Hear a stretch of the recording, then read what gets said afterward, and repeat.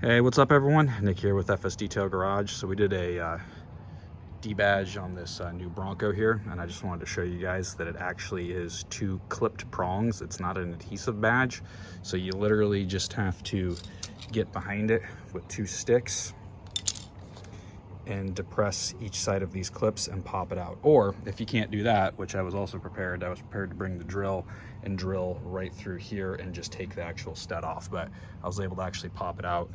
We did a laminate over this badge and it looked kind of crappy, so we actually got a real blacked out Ford badge, so we're gonna put that on. So as you can see, I just taped it off and then literally just pried it off, or like I say, you could actually drill it off. But it is 2 different size studs, just so you're aware. If you do stick a drill bit in there, you always want to start small. Show you guys what it looks like with the new badge.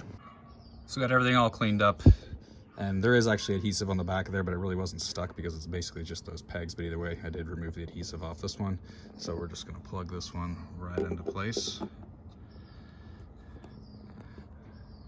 And I actually have to do this off camera because it's a little hard to do with one hand.